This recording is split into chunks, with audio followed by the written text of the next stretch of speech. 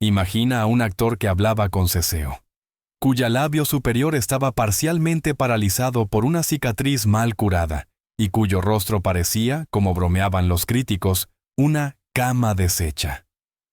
Añade a eso una estatura por debajo del promedio, obligándolo a atar bloques de madera a sus zapatos solo para mirar a Ingrid Bergman a los ojos.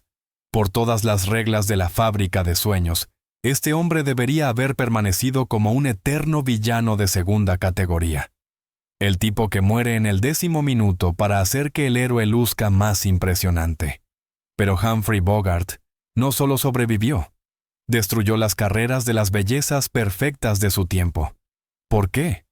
Porque fue el primero en dejar de venderle al público una mentira brillante. En los próximos minutos, diseccionaremos cómo un hombre con una mirada pesada se convirtió en el único antidepresivo para una generación que soportó la Gran Depresión y la Segunda Guerra Mundial. Veremos cómo su rostro, equivocado, se convirtió en un ícono de estilo, y su cinismo la más alta forma de nobleza. Esta no es una historia de éxito. Esta es una historia de mantenerse erguido cuando el mundo entero se va al infierno. Acto 1. Un rostro como un mapa de desastres. El triunfo del hombre equivocado. Para entender la magnitud de la revolución que trajo Bogart, primero debemos recordar cómo era Hollywood en los años 30. Era una industria que vendía perfección. Desde las pantallas, dioses miraban al público. Robert Taylor con su perfil esculpido. Clark Gable con su sonrisa arrogante pero impecable. Tyrone Power con el rostro de un ángel. El sistema de estrellas funcionaba como una línea de producción de personas ideales. Su piel brillaba, sus dientes deslumbraban, y su carácter moral, incluso al interpretar rebeldes, siempre implicaba una nobleza oculta. La audiencia pagaba por ver la mejor versión de la humanidad. Y entonces Humphrey Bogart entró en escena. Su fisiología no era solo no convencional, era abiertamente problemática para el cine sonoro. Su rasgo principal era la cicatriz sobre su labio superior. Las leyendas varían. Era un fragmento de metralla de la Primera Guerra Mundial, o el resultado de un golpe con esposas mientras transportaba a un prisionero. Pero la realidad era más mundana y dramática. Durante su servicio en la Marina o en su infancia, las versiones difieren.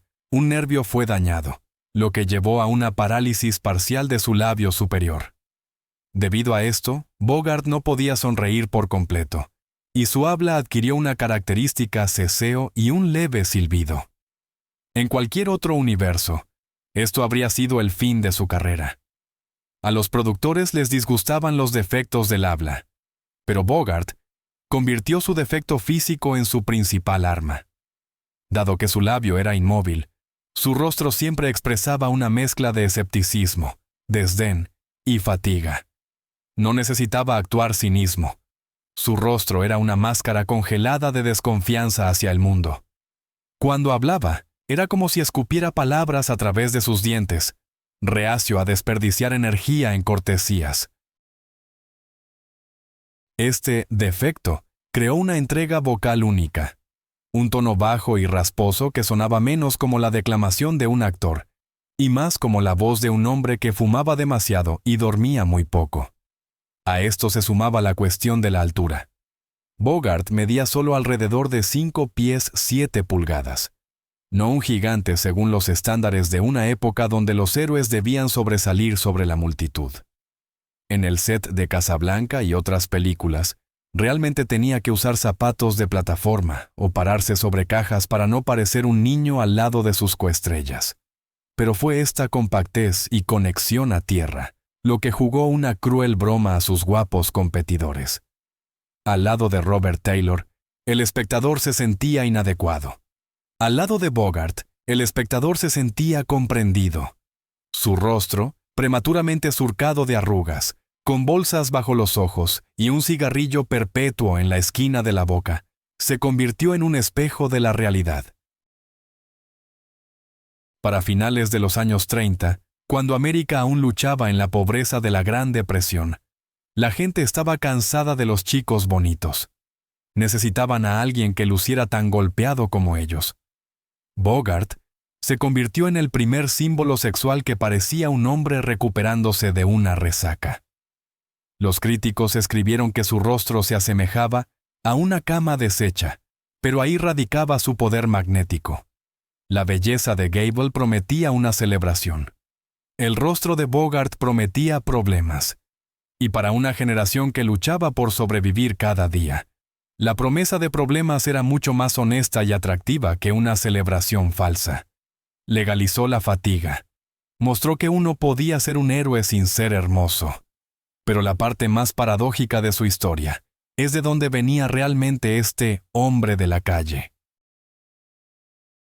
Porque detrás de la máscara de un gángster desgastado por la vida, había una biografía que podría haber destruido su credibilidad en un segundo si la audiencia hubiera aprendido la verdad demasiado pronto. Acto 2. Un mayor de Broadway en la piel de un asesino. La paradoja de Humphrey Bogart radica en una de las más grandes estafas de la historia de la cultura pop. Al mirar a sus personajes en pantalla, el espectador estaba absolutamente seguro. Este tipo creció en un callejón, comió basura y luchó contra ratas por un pedazo de pan. Su acento, sus modales, su habilidad para empuñar un arma, todo gritaba que era carne y hueso del mundo criminal. La realidad era diametralmente opuesta. Humphrey de Forest Bogart era la quintesencia del elitismo. Nació en una de las familias más ricas de Nueva York. Su padre era un brillante cirujano con una enorme práctica, su madre una famosa ilustradora y sufragista, ganando dinero colosal.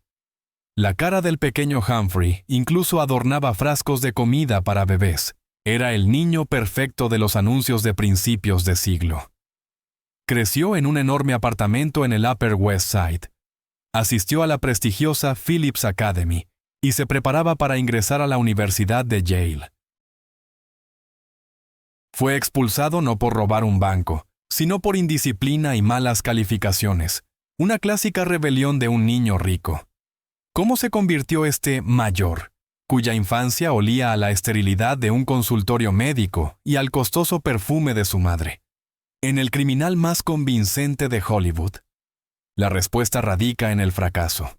En los años 20, Bogart intentó convertirse en actor de teatro, y fue un desastre. Interpretó papeles en comedias ligeras que entonces se llamaban ¿Tenis? ¿Alguien? Estos eran personajes cuya única función era aparecer en el escenario con pantalones blancos, agitar una raqueta y sonreír bellamente. Los críticos lo destrozaron. Un reseñador escribió una línea letal. Bogart era tan impecable que parecía que estaba a punto de servir té a toda la audiencia. Era demasiado suave, demasiado aburrido, demasiado nada. Todo cambió en el 36, cuando le dieron el papel de Duke Manty en la película El bosque petrificado. Este fue un momento de verdad. Bogart, cansado de ser objeto de burla y del chico con la raqueta, tuvo que interpretar a un asesino fugitivo, basado en el verdadero gángster John Dillinger. Y aquí funcionó la genial inversión. En lugar de interpretar a un matón estereotipado, ruidoso, agitando los brazos y gritando maldiciones, Bogart interpretó un silencio absoluto. Recordó su aristocrática contención y la dio vuelta. Su Duke Manty se sentó en el encuadre casi inmóvil. Sus manos colgaban sueltas entre sus rodillas, una pose de un primate o un hombre acostumbrado a las esposas. Hablaba suavemente, monótonamente, sin emoción. Era aterrador. Este no era un villano teatral, sino un cadáver que aún respira. El espectador no vio malicia en sus ojos, sino vacío. El mismo vacío sentido por millones que perdieron sus trabajos y su esperanza. Pero Hollywood es una máquina cruel. El éxito de El bosque petrificado se convirtió en una jaula de oro para Bogart. Warner Brothers se dio cuenta de que tenían al villano perfecto. Y los siguientes 5 años se convirtieron en un infierno de monotonía para el actor. Se vio obligado a interpretar variaciones de Duke Manty una y otra vez. Desde el 36 hasta el 40, protagonizó casi 30 películas, y casi en cada una de ellas murió. Murió en la silla eléctrica, en tiroteos, en accidentes automovilísticos. Era un saco de boxeo para las estrellas principales del estudio, James Cagney y Edward Robinson. Bogart lo odiaba. Era un hombre educado, culto, que amaba el ajedrez y la navegación. Sin embargo, lo hacían gruñir a la cámara y caer muerto en el final. Y aquí es donde ocurre la alquimia. La rabia que vemos en pantalla en sus primeras películas no es actuación, es ira real, sin filtrar de Humphrey Bogart hacia el sistema del estudio, hacia Jack Warner, hacia su destino. No interpretó irritación, estaba irritado. El espectador captó subconscientemente esta emoción genuina. Vieron a un hombre acorralado. El niño rico de Nueva York desapareció. Solo quedó un lobo cansado, mordiendo de vuelta porque el mundo entero estaba en su contra. Fue esta mezcla de la frustración personal del actor y la depresión económica en el país lo que creó una resonancia única. Bogart se convirtió no solo en un villano, se convirtió en un avatar de la ira nacional. Acto 3. La ira de la Gran Depresión. ¿Por qué nos enamoramos de los villanos? Para entender verdaderamente por qué América en los años 30 elevó al gángster a un estatus de culto, debemos dejar de ver la Gran Depresión como una crisis económica. Fue una crisis de masculinidad. Fue una catástrofe de identidad. Imagina al hombre estadounidense promedio en el año 35. Toda su vida le alimentaron el evangelio de la prosperidad. Trabaja duro, sé honesto, ve a la iglesia, y te convertirás en un hombre de familia rico, feliz y respetado. Y luego, en un instante, este contrato social fue desgarrado. El hombre trabajó duro, pero la fábrica cerró. El hombre fue honesto, pero el banco le quitó su hogar por deudas. El hombre fue a la iglesia, pero sus hijos pasaron hambre. Millones de hombres se sintieron castrados por el sistema. No podían cumplir su función biológica y social básica, ser el proveedor. La culpa se mezcló con una rabia impotente. Vieron la ley, que se suponía debía protegerlos, solo resguardando a quienes los robaban. Y en ese momento, Humphrey Bogart apareció en la pantalla. A diferencia de otras estrellas de la época, Bogart no ofreció escapismo. Fred Astaire bailaba en un smoking para hacer olvidar al público sus problemas. Bogart levantó una metralleta para recordar al público quién era el culpable. Sus gánsteres eran únicos. James Cagney interpretaba psicópatas con un temperamento irlandés. Era una explosión, fuego, locura. Edward G. Robinson interpretaba a Pequeño César, una caricatura de poder y avaricia. Bogart interpretaba algo mucho más aterrador y realista. Interpretaba un frío odio de clase.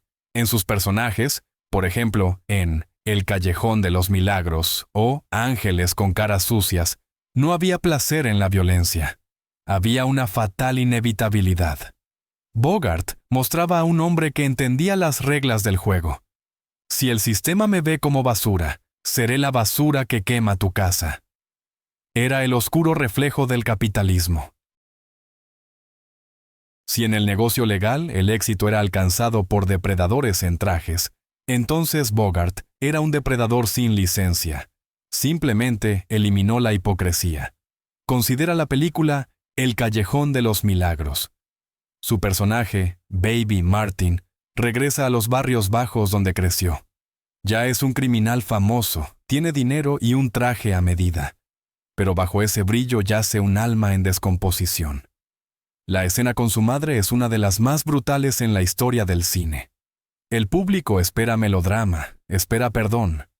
Pero la madre lo mira con desprecio y dice, «No eres mi hijo». Y su primer amor, la chica por quien pudo haber recurrido al crimen, se ha convertido en una prostituta enferma. Es aquí donde Bogart mostró su genialidad. En su rostro en esos momentos no había histeria. solo había una lenta y agonizante realización de que no había vuelta atrás. Se convirtió en una figura trágica. El público en el teatro, aplastado por deudas y desesperanza, vio en Bogart su propia sombra. Bogart legitimó el deseo de venganza contra el mundo. Cuando mataba a alguien en pantalla, era un acto de retribución desplazada para cada hombre en la audiencia que deseaba hacerlo, pero no podía golpear a su jefe, banquero o arrendador. Pero lo más importante era cómo moría. En la era del Código Hays, el villano debía perecer. Esto se presentaba generalmente como un triunfo de la justicia. Las muertes de los personajes de Bogart se veían diferentes. No era un triunfo de la ley, sino la eliminación de una verdad incómoda. Cuando la policía le disparó, el público sintió no alivio, sino amargura. Bogart demostró: en un mundo roto, ser un criminal es a veces la única manera de mantener alguna apariencia de dignidad y subjetividad. No era el villano que odiábamos, era el mártir del materialismo. Murió por los pecados de una sociedad que no le dejó otra opción. Este fundamento, la simpatía por el ángel caído con un arma, preparó el terreno para su próxima transformación. El público ya se había enamorado de su oscuridad. Ahora Bogart tenía que mostrar que dentro de esa oscuridad había una luz que no podía ser extinguida. Acto 4. High Sierra y el nacimiento del alma, cuando el monstruo comenzó a sentir. Para 1941, Humphrey Bogart estaba en un callejón sin salida profesional. Ya tenía 41 años. Para una estrella de Hollywood de esa época, era la edad del crepúsculo, no del amanecer. Seguía siendo ese tipo que interpreta a los matones, el eterno segundo detrás de George Raft o Edward G. Robinson. Entonces el destino le lanzó un guión que todas las grandes estrellas de Warner Brothers habían rechazado. La película se llamaba High Sierra. George Raft, la estrella principal del estudio, arrojó despectivamente el guión sobre la mesa, declarando: «No voy a morir al final». En la jerarquía de la fama, la muerte de un personaje significaba debilidad. Pero Bogart, al leer el texto, vio en la muerte final no una derrota, sino una oportunidad para una tragedia antigua. Literalmente suplicó a Jack Warner que le diera el papel, enviando el famoso telegrama: «Sé que este es mi papel, dame una oportunidad». Y tenía razón. El papel de Roy Earle se convirtió en un cambio tectónico no solo en su carrera, sino en la psicología del cine. Por primera vez en la historia del género, el gángster no fue retratado como un perro rabioso, que debía ser abatido por la seguridad pública, sino como un anacronismo trágico. Roy Earle es liberado de prisión por amnistía y descubre que el mundo ha cambiado. El código de honor de la vieja escuela, por el que vivían los criminales de la era de la prohibición, ha desaparecido. En su lugar, hay traidores resbaladizos y sin escrúpulos y soplones cobardes. Bogart interpreta a un hombre que se da cuenta de que su tiempo ha pasado. Es un dinosaurio, camino a la extinción. Y es este sentido de fatalidad lo que lo convierte no en un villano, sino en un héroe de un drama existencial. El genio de Bogart en esta película radica en cómo trabaja con el contraste. Los guionistas, incluido el gran John Huston, añadieron elementos a la trama que antes eran impensables para el cine criminal. El asesino Roy Earle cuida de un perrito llamado Pard. El asesino Roy Earle conoce a una chica coja llamada Velma y paga por su costosa cirugía, pidiendo nada a cambio, simplemente porque quiere verla sana. En manos de cualquier otro actor, esto habría parecido una falsedad sentimental. Pero Bogart interpreta estas escenas con la misma cara de piedra con la que roba cajas fuertes. No mima. Ayuda a la chica y al perro con una determinación sombría, como si fuera su último deber con el universo. Esto creó un efecto increíble. La audiencia vio que bajo la gruesa piel del cínico late un enorme corazón herido. Particularmente revelador es su ruptura con Velma. Después de la operación, volviéndose sana y hermosa, ella rechaza al criminal envejecido por un joven y vacío galán.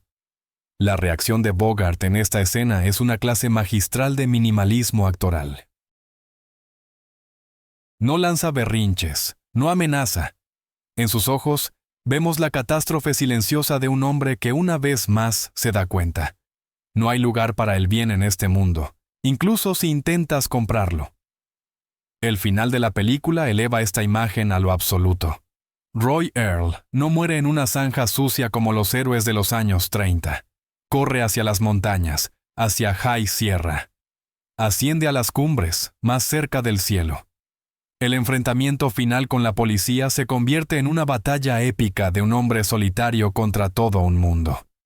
Cuando el francotirador finalmente lo alcanza y el cuerpo de Bogart rueda por la pendiente, solo su leal perro y su compañera Marie, interpretada por Ida Lupino, corren hacia él. Es ella quien entrega el epitafio clave. Cuando un oficial de policía pregunta, ¿qué significa se escapó? Jerga para escapar de prisión o morir. Ella responde, significa que él es libre. En ese momento, nació el Bogart que conocemos como ícono. La audiencia no lloró por un criminal. La audiencia lloró por un hombre que era demasiado íntegro para este mundo engañoso. High Sierra demostró que Humphrey Bogart podía cargar no solo un arma sobre sus hombros, sino todo el peso de la tragedia humana. Dejó de ser una caricatura, se convirtió en el alma. Esta película se convirtió en un puente. Preparó a la audiencia para la idea de que un hombre con la cara de un asesino podría ser el personaje más noble de la historia. Solo quedaba un paso hacia la inmortalidad definitiva, crear un héroe que ya no fuera un criminal, pero que tampoco se convirtiera en policía. Acto 5. Sam Spade y el Código del Lobo Solitario. La invención del noir. En el año 1941, apenas meses después del estreno de High Sierra, Humphrey Bogart da un paso que cambia para siempre el ADN del personaje masculino en el cine mundial. Protagoniza el debut como director de su amigo John Huston, El Halcón Maltés. Si el papel de Roy Earle fue una despedida a la era de los gángsteres, entonces el papel del detective privado Sam Spade se convierte en el nacimiento de un nuevo universo, el noir. Hasta este momento, los detectives en el cine eran o intelectuales excéntricos como Sherlock Holmes, resolviendo acertijos por diversión, o bufones cómicos. Bogart ofreció algo radicalmente diferente. Retrató a un profesional para quien el crimen no es un misterio, sino un hábitat. Sam Spade no usa guantes para evitar ensuciarse las manos. Vive en la mugre, respira la mugre, pero, y esto es críticamente importante, la mugre no se le pega. Sam Spade es la encarnación del cinismo absoluto, sirviendo como la única forma de protección disponible en un mundo donde todos mienten. Observa cómo Bogart interpreta este papel. Sonríe con mucha más frecuencia que en sus películas de gángsteres, pero es la sonrisa de un depredador. Es la sonrisa lobuna que muestra a la policía, a los criminales y a las femme fatales. Parece decir, sé que todos ustedes son criminales, y eso me divierte. La clave de la innovación filosófica que Bogart introdujo a través de este personaje es el concepto del código personal. En el mundo de El Halcón Maltés y en el mundo de la inminente Segunda Guerra Mundial, las instituciones oficiales de poder están muertas. La policía es corrupta o incompetente. La ley es una ficción. No hay Dios en este mundo. ¿En qué puede confiar un hombre cuando los apoyos externos han colapsado? Solo en su carta interna. El clímax de esta filosofía ocurre en la escena final, una de las escenas de amor más brutales y honestas en la historia del cine. Sam Spade descubre que la asesina de su socio Miles Archer es Bridget O'Shaughnessy, la mujer que ama, o al menos desea con fuerza, y a quien ha protegido a lo largo de la película. Él tiene una elección. Podrían huir juntos, llevarse el dinero y vivir felices. La policía no conoce la verdad. Nadie más que ellos dos lo sabrá jamás. Cualquier héroe de un melodrama elegiría el amor. Cualquier antihéroe elegiría el dinero. Bogart elige entregarla a la policía. ¿Por qué? No por respeto a la ley, y ciertamente no por amor al socio asesinado. Al principio de la película, vemos que Spade despreciaba a Archer e incluso durmió con su esposa. La entrega es por higiene profesional. Pronuncia un monólogo que se convierte en una oración de estoicismo. Cuando tu socio es asesinado, tienes que hacer algo al respecto. No importa si lo amabas o no. Tienes que atrapar al que lo hizo. De lo contrario, eres un mal detective. Y si eres un mal detective, entonces no eres nadie. Fue un shock para la audiencia. Bogart mostró que los principios son más importantes que los sentimientos. En un mundo caótico, no puedes permitirte el lujo de las emociones si contradicen tu código de supervivencia. No dejaré que me hagas quedar como un tonto. Le lanza a la belleza que es llevada esposada. Se queda solo, en una habitación vacía, sin mujer y sin dinero, pero con su dignidad intacta. Aquí se forma el arquetipo de Humphrey Bogart, que se convertirá en canónico. El lobo solitario en un abrigo y un sombrero, fumando en la sombra de las persianas. No salva al mundo porque el mundo no merece ser salvado. Simplemente hace su trabajo para evitar convertirse en un animal. El toque final, el halcón maltés en sí. La estatuilla por la cual la gente mató, mintió y traicionó, resulta ser una falsificación, un señuelo de plomo. Es una brillante metáfora de toda la vanidad humana. Cuando el villano gordo Gutman se da cuenta de que el tesoro se ha ido, queda aplastado. ¿Y qué hace Bogart? Se ríe. Es el único que entiende la absurdidad de esta persecución. Cuando un policía le pregunta qué tipo de pájaro es, Bogart improvisa, citando a Shakespeare, de lo que están hechos los sueños. En esta frase yace la amargura de una generación. Perseguimos sueños que se desmoronan en polvo, pero seguimos adelante porque detenerse es como morir. Sam Spade demostró que Bogart podía ser un héroe intelectual. Gana no con puños, sino con mente y reflejos rápidos. Ahora estaba listo para su papel principal, un papel que requeriría que combinara el cinismo de Spade, el dolor de Roy Earle y una nobleza que el mundo aún no había visto. Estaba listo para dirigirse a Casablanca. Acto 6. Casablanca como un manual de estoicismo geopolítico. Si Sam Spade fue un ensayo, entonces Rick Blaine se convirtió en un triunfo absoluto. La película Casablanca, estrenada en 1942, transformó a Humphrey Bogart de estrella en deidad secular. No porque fuera una gran historia de amor, sino porque era una gran historia de renuncia. Para entender el poder tectónico de esta imagen, debemos recordar el momento histórico.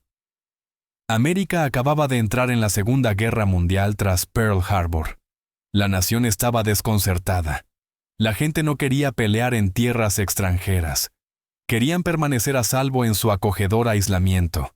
Y entonces Rick Blaine aparece en la pantalla, el espejo perfecto del alma americana en ese momento. El dueño de Rick's Café no es solo un empresario. Es un hombre que construyó una fortaleza de cinismo a su alrededor. Su frase emblemática en la primera mitad de la película: "No me arriesgo por nadie". Este es el mantra de un hombre que ha sido quemado demasiadas veces por sus ideales. Aprendemos que en el pasado contrabandeó armas a Etiopía y luchó contra los fascistas en España, pero perdió. Y esa pérdida desgarró su fe en que una persona puede cambiar algo. Bogart interpreta a Rick como un hombre en un estado de profundo congelamiento emocional. Ha creado su pequeño mundo, donde es rey, juez y Dios, y donde las conchas de la gran guerra no llegan. Bebe, juega ajedrez consigo mismo y se prohíbe sentir. Y aquí radica el secreto de la magia de Bogart. El espectador ve que este cinismo es solo una armadura. Como dijo el capitán Renault, bajo esta cáscara cínica yace un sentimentalista. Bogart juega con esta dualidad solo con sus ojos. Cuando escucha la canción As Time Goes By, su rostro, generalmente impenetrable, se retuerce por un instante con tal dolor que el espectador se siente físicamente incómodo. ¿Entendemos? No es insensible. Siente demasiado, y por eso debe esconderse. El punto de inflexión de la película y la evolución del héroe es la famosa escena del duelo de himnos. Oficiales alemanes comienzan a cantar Watch on the Rhine. Los clientes del café están sometidos. La orquesta guarda silencio, temiendo la reacción de los nazis. Todos miran a Rick. En ese momento, Bogart hace un leve gesto hacia el director de la orquesta. Ese gesto es uno de los más importantes en la historia del cine. Con ese micromovimiento, termina su neutralidad. Les permite tocar la Marsellesa. Elige un bando. Fue una señal poderosa para el público americano. El tiempo de estar al margen ha terminado. Es hora de unirse a la lucha, incluso si las probabilidades están en tu contra. Pero la verdadera grandeza de Bogart se revela en el final. Las reglas del melodrama de Hollywood dictaban una ley simple. El héroe debe quedarse con la chica. El amor lo conquista todo. La audiencia esperaba que Rick e Ilsa, Ingrid Bergman, volaran juntos hacia el atardecer. Bogart desgarró esas expectativas con la realidad. Toma una decisión que contradice el egoísmo de un amante, pero se alinea con el código del guerrero.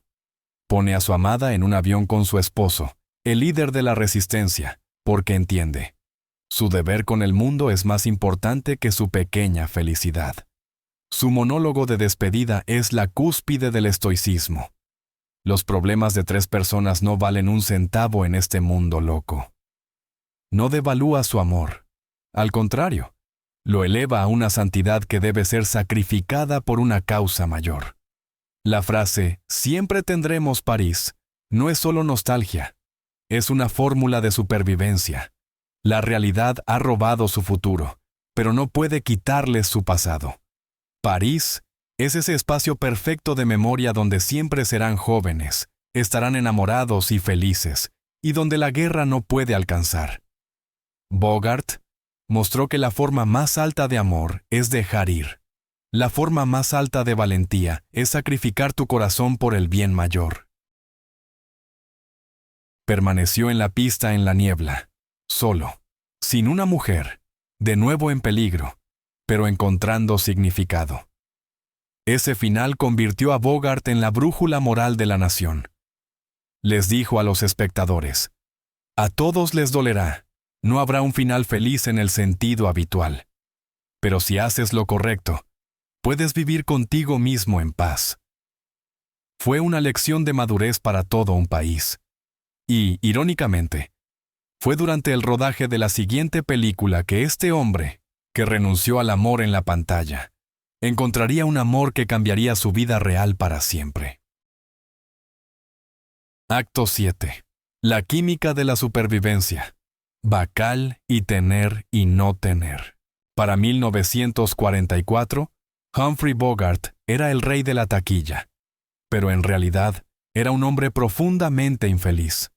Su tercer matrimonio con la actriz Mayo Method era un campo de batalla legendario. Los llamaban los Bogart en guerra. Mayo bebía tanto como Humphrey, era celosa de cada farola, le lanzaba ceniceros y una vez incluso lo apuñaló con un cuchillo. Bogart vivía en constante anticipación de un cuchillo en la espalda en su propio hogar. Estaba acostumbrado a ser un solitario, no solo en la pantalla, sino en su alma. Había aceptado que la felicidad no era para él.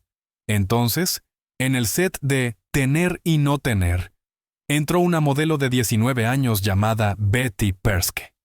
El mundo la conocería como Lauren Bacall. La diferencia de edad era de 25 años. Él era un ícono cínico, cansado y empapado de alcohol de 44. Ella era una debutante, con las rodillas temblando de miedo. Por toda lógica, esto debería haber sido una combinación clásica, una estrella envejecida y una joven estrella. Pero algo sucedió que reescribió completamente las reglas de la interacción romántica en el cine. El director Howard Hawks estableció un objetivo ambicioso. Le dijo a Bogart: «Encontraré una chica que sea tú, solo que femenina». Hawks quería crear una heroína que no se desmayara, que no necesitara protección y que no predicara moralidades. Buscaba un halcón en forma femenina. Lo que la audiencia vio en los primeros momentos de su escena compartida fue impactante. Lauren Bacall no interpretó a la damisela en apuros. Interpretó a una depredadora evaluando a otra depredadora. Para ocultar el temblor de la emoción, Bacall inventó un gesto que se volvió icónico. Presionó su barbilla contra su pecho y miró a Bogart desde debajo de sus pestañas, levantando sus enormes ojos.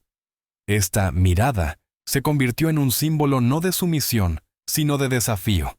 Decía: «¿Crees que eres duro? Intenta lidiar conmigo». La química entre ellos era tan palpable que derretía la película. Esto no es una metáfora. El director Hawks, al ver lo que sucedía entre los actores en la realidad, comenzó a reescribir el guión sobre la marcha. Cambió el enfoque de la trama de aventura, luchando contra las fuerzas de Vichy en Martinica, al desarrollo de la relación entre Harry Morgan, Bogart, y Marie Slim Browning, Bacall. Las audiencias en los cines no estaban viendo actuación. Eran testigos de una crónica documental del amor entre dos grandes personalidades. El punto central de esta revolución fue la famosa escena con la línea: «¿Sabes silbar, Steve? Solo pones los labios juntos y soplas». Desglosemos este momento.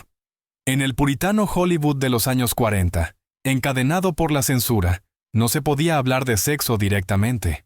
Pero esta escena fue quizás la más erótica en la historia del cine en blanco y negro. Sin embargo, no se trataba solo de matices sexuales.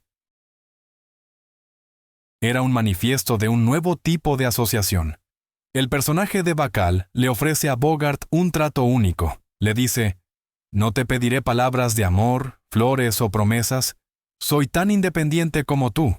Si me necesitas, solo silba. Vendré. Si no, me iré». Esta era una posición de poder. Por primera vez, Bogart conoció a una mujer en pantalla que no necesitaba ser salvada, una mujer que entendía su silencio. Para Bogart, esto fue una revelación. Acostumbrado a los histerismos de Mayo Method, de repente encontró a una mujer a su lado que tenía una mentalidad masculina, nervios de acero y un sentido del humor irónico, pero que era deslumbrantemente femenina.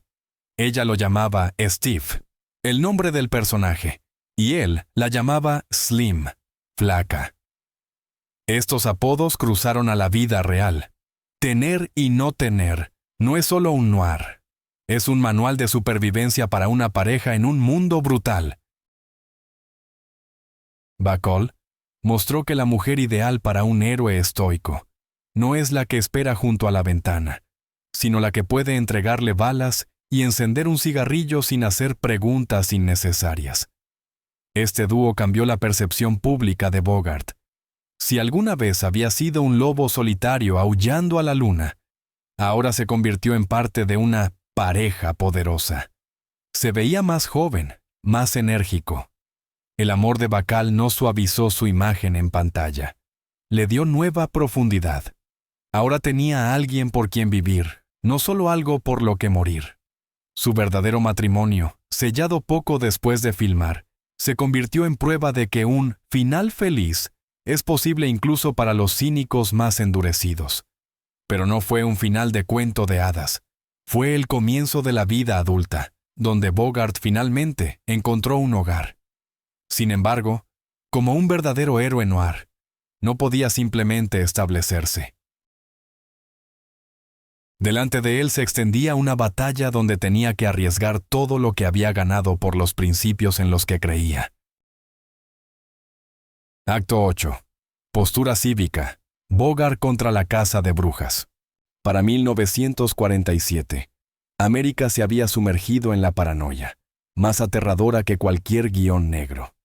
Comenzó la Guerra Fría, y con ella llegó el miedo rojo. Washington buscaba espías bajo cada cama.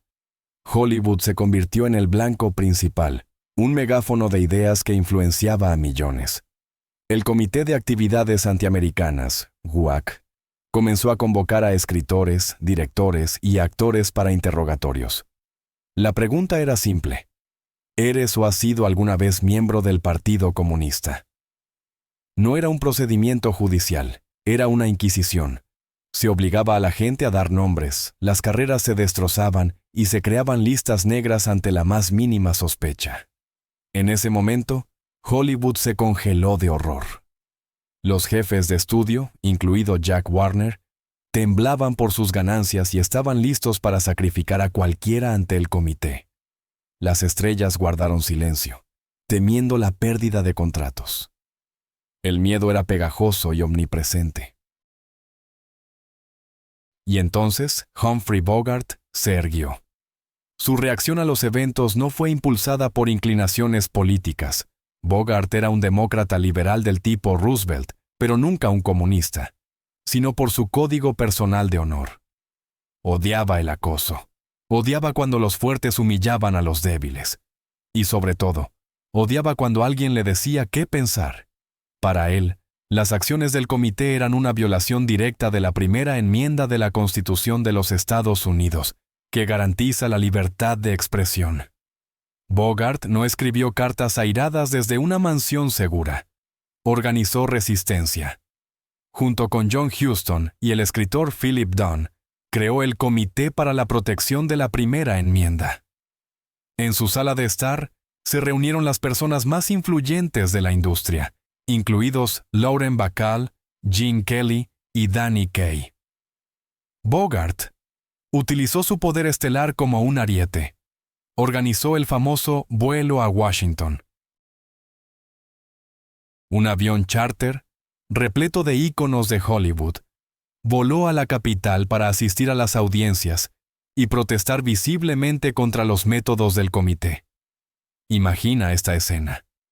Humphrey Bogart, un ícono de estilo y masculinidad, con su característico abrigo de trench, descendiendo los escalones del avión en Washington, liderando un desfile de estrellas. Los periodistas enloquecieron. Este fue el momento en que la realidad superó al cine. El personaje que siempre decía, "No me arriesgo por nadie", lo hizo bajo el hacha más afilada del país. En su declaración, Bogart dijo, "Soy un americano, y tengo la intención de seguir siéndolo, pero no permitiré que nadie me dicte lo que eso significa". Defendió el derecho de las personas a tener cualquier opinión, incluso una equivocada, sin miedo a la prisión. Sin embargo, la realidad, como suele ocurrir en las películas de Bogart, resultó ser más dura que las expectativas. El viaje se convirtió en un desastre de relaciones públicas. El comité y la prensa de derecha retorcieron hábilmente la narrativa, retratando a Bogart y sus amigos como idiotas útiles, utilizados por comunistas. Fueron acusados de falta de patriotismo. La presión de los estudios se volvió insoportable. Jack Warner emitió un ultimátum. O Bogart renuncia públicamente a su activismo, o su carrera y las ganancias del estudio serían destruidas. Las audiencias comenzaron a boicotear las películas. Bogart se vio obligado a retroceder. Publicó un artículo titulado "No soy un comunista", en el que admitía haber sido ingenuo y engañado. Muchos críticos modernos ven esto como debilidad, pero al mirar más profundo, añade una capa de realismo trágico a su imagen. No era un superhéroe que pudiera derrotar al sistema con un chasquido de dedos. Era un hombre con una hipoteca, una familia y obligaciones. El hecho de que se atreviera a rebelarse cuando todos los demás guardaban silencio, habla de su valentía más que cualquier hazaña ficticia. Arriesgó todo. Perdió la batalla con la máquina política, pero ganó la guerra por el respeto.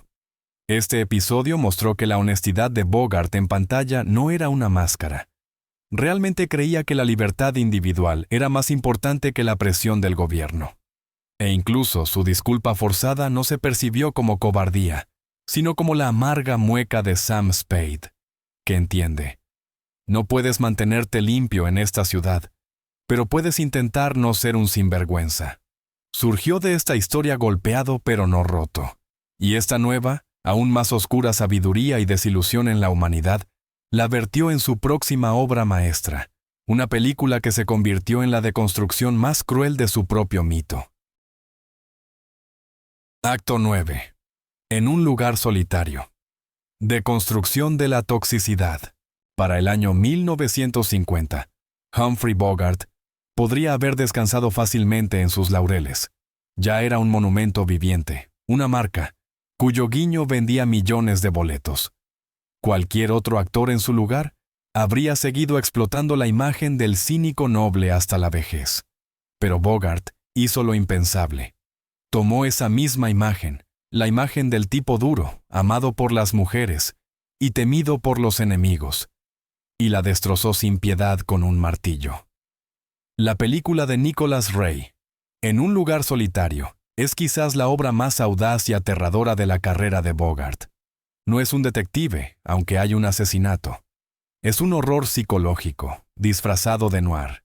Y el monstruo en este horror es el propio Humphrey Bogart. Él interpreta al guionista de Hollywood Dixon Steele. A primera vista, este es un personaje clásico de Bogart. Bebe whisky, insulta ingeniosamente a los productores, desprecia la falsedad de la industria cinematográfica y lleva un abrigo elegante. Pero muy pronto, el espectador comienza a notar que algo no está bien con este tipo. Su cinismo no es una armadura, como la de Rick Blaine. Su cinismo es ácido que devora todo a su alrededor. En esta película, Bogart explora el lado oscuro de la masculinidad. Muestra que la frialdad y el cierre emocional, que admiramos en El halcón maltés, en la vida real, convierten a un hombre en una bomba de tiempo. Dixon Steele es un hombre que no puede manejar su ira. Su rabia se enciende al instante. Golpea a un conductor en el estacionamiento, humilla a amigos, irradia una amenaza constante. La principal intriga de la película gira en torno a la aterradora pregunta: ¿mató Dixon Steele a la mesera con la que fue visto por última vez? En cualquier otra película de Bogart, el espectador diría: por supuesto que no, es Bogart, es un buen tipo. Pero aquí, el actor actúa de manera tan escalofriantemente convincente que comenzamos a dudar. Nos encontramos pensando: sí, podría haberlo hecho. Hay suficiente oscuridad en él para un asesinato. Bogart da la vuelta a su carisma. Si antes su agresión estaba dirigida a los villanos, ahora se dirige a los más cercanos a él. La historia de amor con la vecina Laurel Gray, interpretada por Gloria Graham, es particularmente reveladora. Esta es la antiversión de la relación de tener y no tener. Laurel inicialmente se enamora de su fuerza e independencia, pero gradualmente comienza a temerle. El clímax ocurre en una escena donde Dixon, en un ataque de paranoia y celos, casi estrangula a su amada. En ese momento, vemos el rostro de Bogart de cerca. Este no es el rostro de un héroe. Este es el rostro de un loco. No hay nada humano en sus ojos, solo una sed ciega de control. Esto fue un shock para el público de los años 50. Su ídolo, su protector, mostró que detrás de la dureza masculina puede esconderse la violencia doméstica y la psicopatía.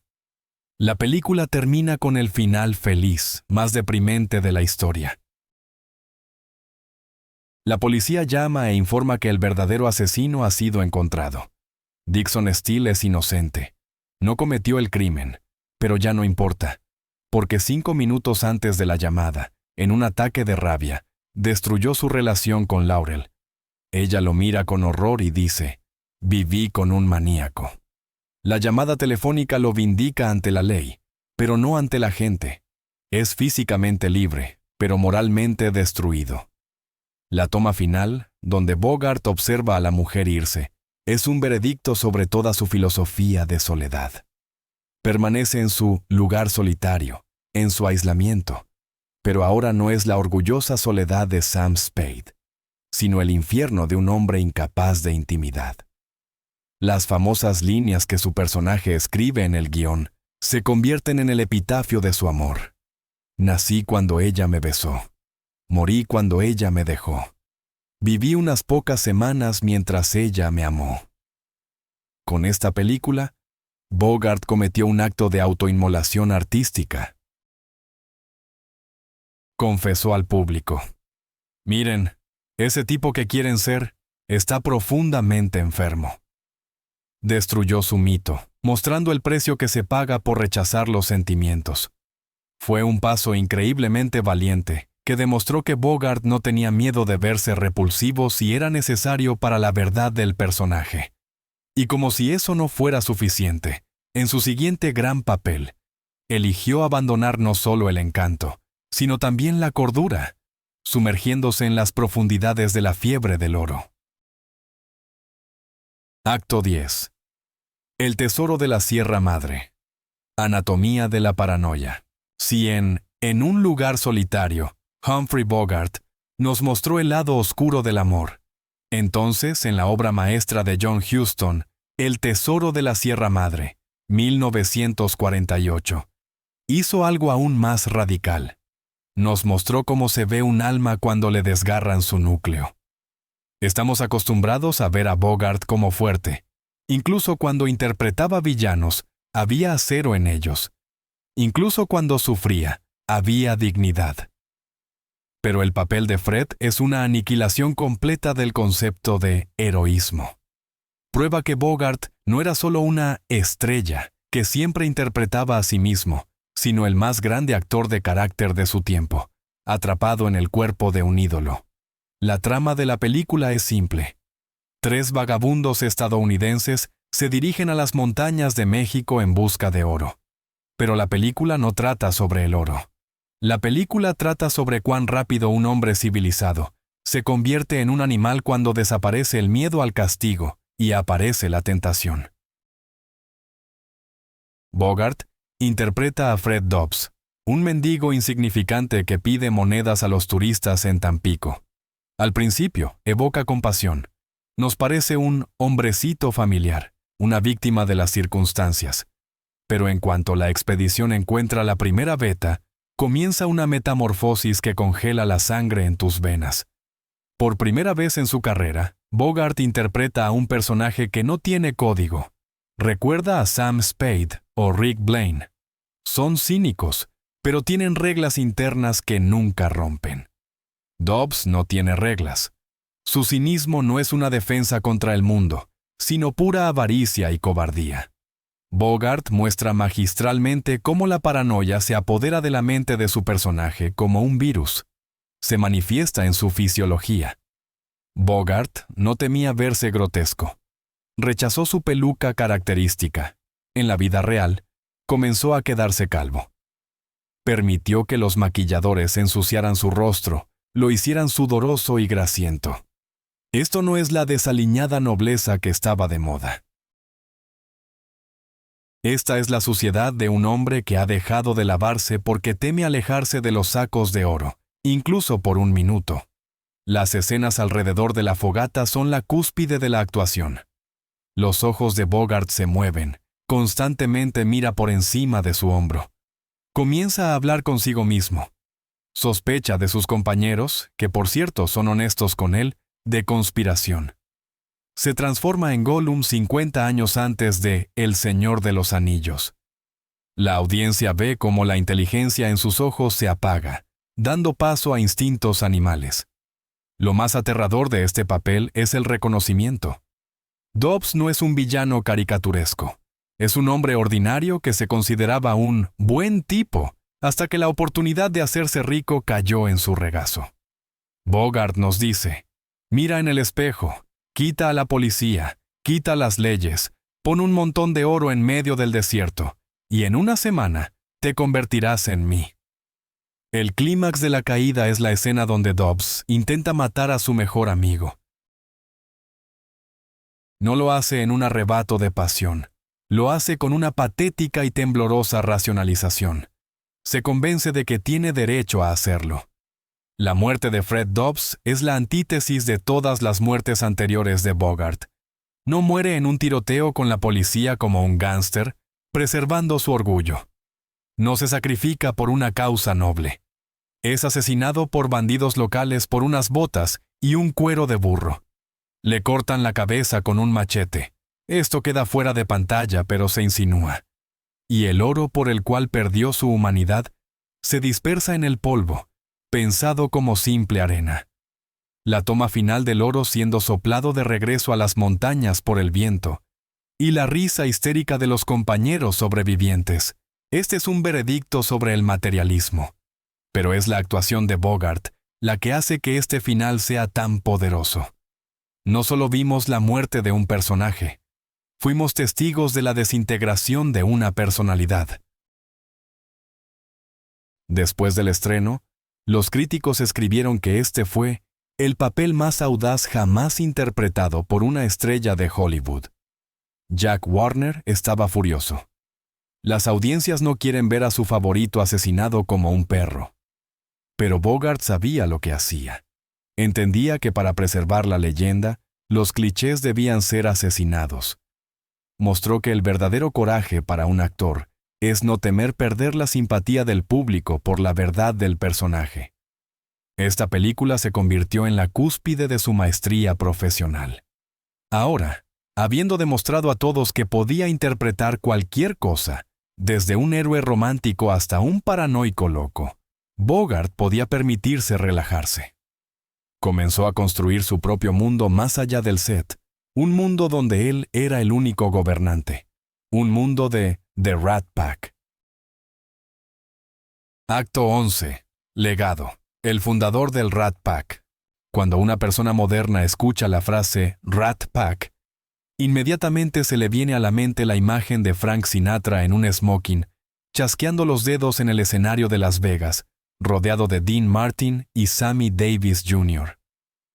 Es una imagen brillante de los años 60, glamour, casinos, dinero fácil y el estilo de los mafiosos.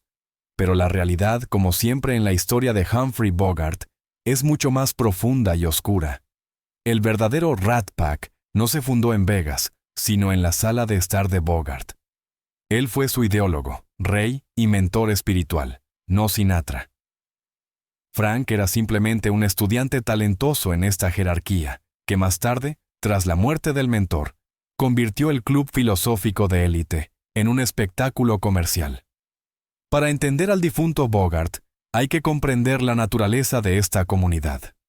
El pack original, Holmby Hills Rat Pack, surgió a principios de los años 50 como una reacción a la esterilidad y la hipocresía de la sociedad de Hollywood. Hollywood en ese momento estaba lleno de cuadrados, productores temerosos de sus propias sombras, actores que solo pronunciaban las líneas ensayadas por los agentes de relaciones públicas y políticos en busca de escándalos. Bogart creó su hogar como una fortaleza, donde la entrada para estas personas estaba estrictamente prohibida. La leyenda dice que el nombre nació tras un viaje salvaje a Las Vegas, cuando Lauren Bacall, al ver a sus amigos con resaca, desaliñados y sin afeitar, Bogart, Sinatra y otros, exclamó: «Parecen un maldito grupo de ratas». En lugar de ofenderse, abrazaron el título con entusiasmo. Ser una rata significaba ser real, ser sucio pero honesto, a diferencia de los limpios pero engañosos hipócritas de afuera. La filosofía del pack, bajo la guía de Bogart, se basaba en el principio de no conformidad a través del hedonismo. Tenían su propia carta, sus propios títulos. Bogart era director de relaciones públicas, Bacall era madre de la guarida, Sinatra era maître. Su principal objetivo era luchar contra el aburrimiento y la complacencia del establecimiento. Fue aquí donde se cristalizó la famosa filosofía de bebida de Bogart. A menudo se le acusaba de alcoholismo, pero para él, el alcohol no era una forma de escapar de la realidad, sino una manera de ajustar la óptica. Tenía una gran frase que lo explicaba todo. El mundo entero está 3 tragos detrás de nosotros. Si no puedes ponerte al día, tenemos que desacelerar. En esta frase yace la clave de su visión del mundo. Bogart era demasiado rápido, demasiado inteligente y demasiado perceptivo para la charla social ordinaria. El mundo sobrio le parecía insoportablemente lento y falso. El alcohol para él y su pack era el suero de la verdad. Bogart no confiaba en las personas que no bebían. Creía que los abstemios tenían algo que ocultar, que temían perder el control y mostrar su verdadera naturaleza. No confío en un hombre que no bebe, decía, porque tiene miedo de ser honesto consigo mismo. La relación entre Bogart y Sinatra durante este periodo merece atención especial. Sinatra idolatraba a Bogart, copiaba sus gestos, su estilo de vestir, su desdén por la autoridad. Pero había una diferencia significativa. La rebeldía de Bogart era intelectual. Era una rebelión de un aristócrata del espíritu contra la burguesía. La rebeldía de Sinatra era la de un punk callejero. Bogart enseñó al joven cantante la regla principal. Vive de tal manera que no te sientas avergonzado ante ti mismo, ni ante los periódicos. Mostró cómo mantener la dignidad incluso en un estado de completo caos.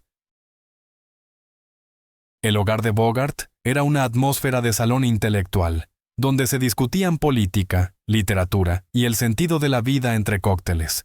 Era el último bastión del viejo y sabio Hollywood. Cuando Bogart murió, Sinatra se apoderó de la marca, pero cambió su esencia.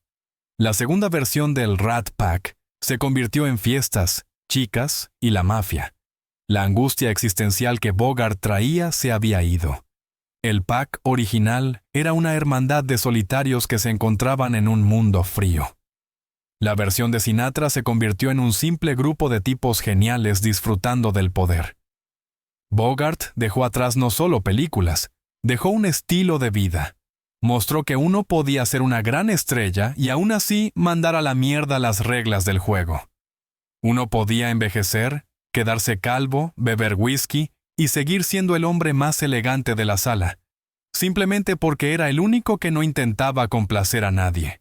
Pero incluso los reyes mueren.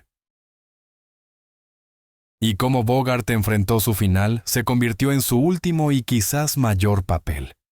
Fue un acto de valentía que sorprendió incluso a quienes lo odiaban en vida. ¿Cómo mueren los reyes? Para 1956, Humphrey Bogart enfrentó un enemigo que no podía ser superado, como la policía en un noir, o abatido como un gángster en un western. Este enemigo estaba dentro de él. Décadas de fumar continuamente cigarrillos Chesterfield y litros de whisky pasaron factura. El diagnóstico sonó como una sentencia de muerte. Cáncer esofágico. Para cualquier otro, esto habría sido el final de la historia. Para Bogart, se convirtió en el comienzo de su mayor, aunque no filmada, actuación. Cómo vivió el último año de su vida lo transformó de un mero actor en un referente moral. Mostró al mundo que el estilo no es como llevas un sombrero. El estilo es como miras a la muerte a los ojos. Bogart se negó a ser una víctima. Prohibió categóricamente a quienes lo rodeaban que lo sintieran. En su entendimiento, la compasión era humillación. Cuando se sometió a una agotadora operación para extirpar su esófago, ganglios linfáticos y una costilla, su cuerpo comenzó a deteriorarse rápidamente. El hombre que encarnaba la amenaza física en pantalla se estaba encogiendo ante sus ojos. Al final de su vida, pesaba alrededor de 36 kilogramos. Se parecía a un esqueleto envuelto en piel, pero su espíritu permaneció inquietantemente intacto. Se negó a yacer en la cama y gemir. Convirtió su agonía en un ritual social. Cada día, exactamente a las 5 de la tarde, comenzaba la hora feliz en su hogar de Holmby Hills. Como Bogart estaba demasiado débil para caminar, lo sentaban en una silla de ruedas y lo bajaban del segundo piso al primero usando un montacargas modificado. Imagina esta escena. las puertas del ascensor se abren y Bogart sale rodando. Está vestido con su smoking favorito o con una bata de baño, impecablemente afeitado, mientras pudiera afeitarse, con su cigarrillo característico en la mano y una copa de martini. Sabía que estaba muriendo. Sus invitados, Frank Sinatra, Katharine Hepburn, Spencer Tracy, David Niven, sabían que estaba muriendo. Un pesado olor a problemas flotaba en la habitación. Pero Bogart no permitió que ese olor arruinara la velada. Actuó como si nada estuviera sucediendo. Bromeó, discutió chismes, debatió sobre política, tomaba sorbos de martini, incluso cuando físicamente no podía tragar por el dolor, solo para mantener la compañía. Interpretó el papel de Humphrey Bogart vivo, para que sus amigos y su amada esposa Lauren Bacall no se asustaran tanto. Este fue el pináculo del coraje. Proteger a los vivos del horror de su muerte, mientras estaba en el epicentro de la agonía. Lauren Bacall recordó más tarde, nunca se quejó. Ni una sola vez dijo, ¿por qué a mí? Simplemente lo aceptó como otra mala carta que le tocó, y trató de jugarla lo mejor posible. Temía solo una cosa, perder el control y romper a llorar. Para un hombre de su generación y dureza, mostrar debilidad era peor que la muerte. Una de las historias más conmovedoras de ese periodo fue la última visita de su mejor amigo Spencer Tracy y Katharine Hepburn. El día antes de su muerte, Bogart ya estaba muy débil. Tracy se sentó con él un rato. Estaban en silencio. Dos grandes hombres no necesitaban palabras para entender que este era el final. Cuando Tracy se levantó para irse, puso su mano en el hombro de Bogart, que pesaba menos que un niño, y dijo, «Buenas noches, Boggy». Bogart lo miró, sonrió con su famosa sonrisa torcida y respondió, «Adiós, Spence». Esta sustitución del habitual «buenas noches» por un último adiós fue el único momento que se permitió reconocer la realidad en voz alta. Pero lo hizo con tal entonación de calma que Tracy se rompió solo después de salir por la puerta. El 14 de enero de 1957, Humphrey Bogart cayó en coma y murió. Tenía solo 57 años. En su funeral en la Iglesia de Todos los Santos, el director John Huston, el hombre que lo descubrió en El Halcón Maltés y lo mató en El Tesoro de la Sierra Madre, pronunció un epitafio que se volvió histórico. No habló de lo amable o agradable que era Bogart. Dijo la verdad. Humphrey Bogart murió joven. No tenemos derecho a decir que vivió una vida no cumplida. Obtuvo de la vida todo lo que pidió y dio más de lo que recibió. Estamos orgullosos de haberlo conocido. Y debemos entender, nunca habrá otro como él. Estas palabras, nunca habrá otro como él, resultaron proféticas. Hollywood cambió. Los hombres en trajes fueron reemplazados por rebeldes en jeans, luego héroes de acción, luego chicos de cómic. Pero el arquetipo de Bogart, el hombre maduro, golpeado por la vida que no cree en milagros pero cumple con su deber, se fue con él. Murió como vivió, sin intentar complacer a nadie, con un cigarrillo en la mano y desdén por la falsedad. No nos dejó solo películas. Nos dejó una guía sobre cómo seguir siendo humanos cuando el escenario a nuestro alrededor se desmorona. Humphrey Bogart se ha ido, pero su sombra es más larga que cualquier rascacielos en Los Ángeles. ¿Por qué, hoy, en el siglo XXI, en la era de la tecnología digital, superhéroes de látex y filtros en redes sociales, seguimos regresando a esos cuadros granulados en blanco y negro, donde un hombre bajo y poco atractivo simplemente fuma en la oscuridad? Porque estamos muertos de cansancio de la alegría falsa. La cultura moderna exige que seamos exitosos, cargados, positivos y productivos 24 horas al día. Entrenadores y anuncios nos taladran que si creemos lo suficiente y sonreímos, todos nuestros sueños se harán realidad. Humphrey Bogart es el único héroe cultural de tal magnitud que se atrevió a mirarnos a los ojos y decir lo contrario. No, no se harán realidad. El mundo es injusto, el sistema es corrupto, el amor a menudo termina en traición y al final, morirás. Suena sombrío a primera vista. En realidad, libera. Bogart nos mostró una verdad paradójica. Cuando dejas de esperar milagros del universo, ganas un poder increíble. Dejas de ser rehén de la esperanza y te conviertes en el maestro de tu elección. Sus personajes, Rick Blaine, Sam Spade, Philip Marlowe, nos enseñaron que la dignidad humana no depende de las circunstancias externas, de las cuentas bancarias o de los regímenes políticos. Puedes estar en la ruina, puedes ser rechazado por una mujer, puedes estar gravemente enfermo o rodeado de enemigos, pero nadie, absolutamente nadie, puede quitarte tu código interno hasta que decidas traicionarlo tú mismo. No era un héroe que salvaba al universo de alienígenas. Era un héroe que intentaba salvar su propia alma en un lunes lluvioso. Y es este heroísmo silencioso, cotidiano y obstinado lo que lo hace inmortal. Hoy lo miramos y vemos no solo a un actor del siglo pasado. Vemos un reflejo de esa parte adulta, cínica, pero fuerte de nosotros mismos que conoce la amarga verdad sobre la vida, pero aún sigue avanzando. No por premios, no por aplausos, no por un final feliz, sino simplemente porque debe hacerse. Si este análisis de la filosofía de Humphrey Bogart te ha ayudado a entender la naturaleza del estoicismo en el viejo Hollywood, te interesará conocer el cambio tectónico que ocurrió justo después de su partida. El momento en que los rebeldes en camisetas rasgadas reemplazaron a los hombres en trajes elegantes y sombreros, intercambiando la contención por gritos primales y neurosis. Pero para entender cómo el cine transitó de hombres que no hablan a hombres que lloran, debemos diseccionar el fenómeno de aquel que destruyó la era de Bogart, con su mera presencia, Marlon Brando.